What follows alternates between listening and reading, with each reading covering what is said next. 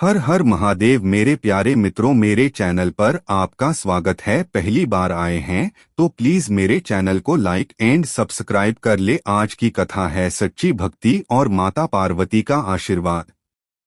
हिमालय की ऊंची ऊंची चोटियों के बीच बसा एक छोटा सा गांव था। उस गांव में गोपाल नाम का एक गरीब लेकिन अत्यंत श्रद्धालु युवक रहता था। उसके पास धन दौलत कुछ भी नहीं था, पर उसके हृदय में भगवान शिव और माता पार्वती के लिए असीम भक्ति थी। हर सुबह वह सूर्योदय से पहले उठता, नदी से जल लाता और अपने छोटे से मिट्टी के शिवलिंग पर जल चढ़ाकर कहता, हे भोलेनाथ, हे माता पार्वती, मेरे जीवन में चाहे जितनी भी कठिनाइयां आए, बस मेरी श्रद्धा कभी कम मत होने देना। गांव के लोग उसे अक्सर ताने देते, भक्ति से कभी पेट नहीं भरता गोपाल, काम कर धन कमा। पर गोपाल मुस्कुरा देता। उसी समय देवताओं के लोक में एक अद्भुत घटना घट रही थी। हिमवान की पुत्री पार्वती जी ने कठोर तपस्या करके भगवान शिव को पति रूप में पाने का संकल्प लिया था। वे बर्फीली गुफाओं में बैठकर वर्षों तक तप करती रहीं।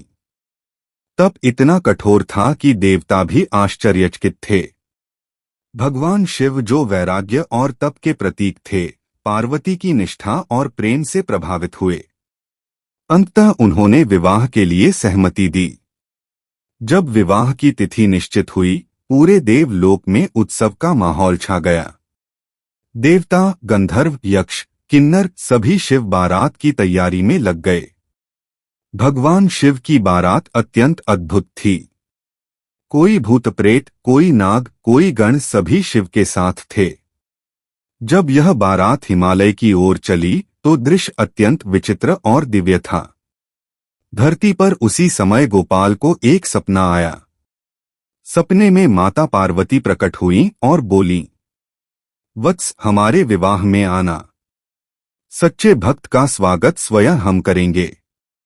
सुबह जब गोपाल की आंख खुली, वह अचंभित था। उसने सोचा, मैं तो एक साधारण इंसान हूं, वहां कैसे जाऊं? पर उसके हृदय में विश्वास था। उसने अपने पुराने वस्त्र पहने और हिमालय की दिशा में चल पड़ा।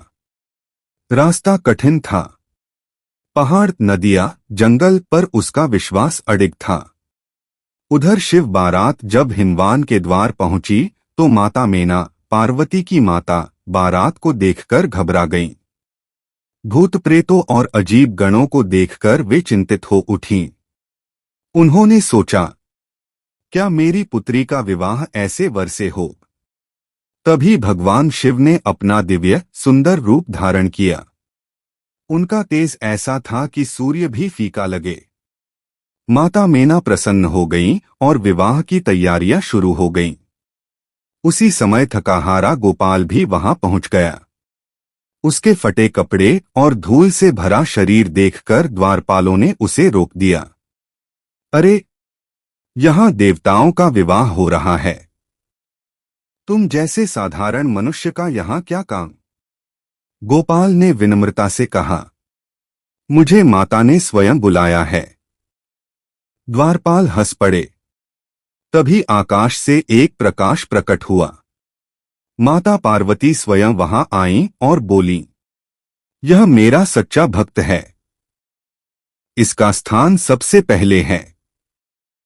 सभी देवता चकित रह गए। गोपाल की आंखों में आंसू आ गए। विवाह का शुभ मुहूर्त आया। मंत्रोच्चार के बीच भगवान शिव और माता पार्वती का दिव्य विवाह संपन्न हुआ। पुष्पों की वर्षा होने लगी। आकाश में शंखनाद गूंज उठा। विवाह के बाद माता पार्वती ने गोपाल को बुलाया और कहा, वत्स, सच्ची भक्ति कभी व्यर्थ नहीं जाती। तुमने बिना किसी स्वार्थ के हमें पूजा है। अब तुम्हारे जीवन में सुख और समृद्धि आएगी। भगवान शिव ने भी आशीर्वाद देते हुए कहा, जिस घर में सच्ची श्रद्धा होती है, वहां मैं और पार्वती स्वयं निवास करते हैं। क्षण भर में गोपाल के पुराने वस्त्र सुंदर वस्त्रों में बदल गए। उसका चेहरा तेज से चमक उठा। जब वह अपने गांव लौटा तो लोगों ने देखा कि गोपाल के भीतर एक अद्भुत परिवर्तन आ गया है। अब वह केवल धनवान ही नहीं बल्कि सम्मानित भी हो गया था। पर गोपाल का हृदय पहले जैसा ही विनम्र था। उसने गांव में एक छोटा सा मंदिर बनवाया जहां हर दिन शिव पार्वती की आरती होती। वह सभी से कहता, धन से बड़ा है विश्वास और शक्ति से बड़ी है भक्ति। समय बीतता गया पर उस गांव में कभी दुख नहीं ठहरा। लोग कहते, यह माता पार्वती के विवाह और एक सच्चे भक्त के आशीर्वाद की भूमि है। और तब से यह कथा सुनाई जाती है कि जहां श्रद्धा सच्ची हो वहां स्वयं शिव पार्वती पधारते हैं। तभी भगवान शिव ने अपना दिव्य सुंदर रूप धारण किया। उनका तेज ऐसा था कि सूर्य भी फीका लगे। माता मेना प्रसन्न हो गईं और विवाह की तैयारियां शुरू हो गईं। उसी समय थकाहारा गोपाल भी वहां पहुंच गया। उसके फटे कपड़े और धूल से भरा शरीर देखकर द्वारपालों ने उसे रोक दिया। अरे, यहां देवताओं का विवाह हो रहा है। तुम जैसे साधारण मनुष्य का यहां क्या काम? गोपाल ने विनम्रता से कहा, मुझे माता ने स्वयं बुलाया है। द्वारपाल हंस पड़े। तभी आकाश से एक प्रकाश प्रकट हुआ। माता पार्वती स्वयं वहां आईं और बोलीं, यह मेरा सच्चा भक्त है। इसका स्थान सबसे पहले है। सभी देवता चकित रह गए। गोपाल की आंखों में आंसू आ गए। विवाह का शुभ मुहूर्त आया। मंत्रोच्चार के बीच भगवान शिव और माता पार्वती का दिव्य विवाह संपन्न हुआ। पुष्पों की वर्षा होने लगी। आकाश में शंखनाद गूंज उठा। विवाह के बाद माता पार्वती ने गोपाल को बुलाया और कहा, वत्स, सच्ची भक्ति कभी व्यर्थ नहीं जाती। तुमने बिना किसी स्वार्थ के हमें पूजा है। अब तुम्हारे जीवन में सुख और समृद्धि आएगी। भगवान शिव ने भी आशीर्वाद देते हुए कहा, जिस घर में सच्ची श्रद्धा होती है वहां मैं और पार्वती स्वयं निवास करते हैं। क्षण भर में गोपाल के पुराने वस्त्र सुंदर वस्त्रों में बदल गए। उसका चेहरा तेज से चमक उठा।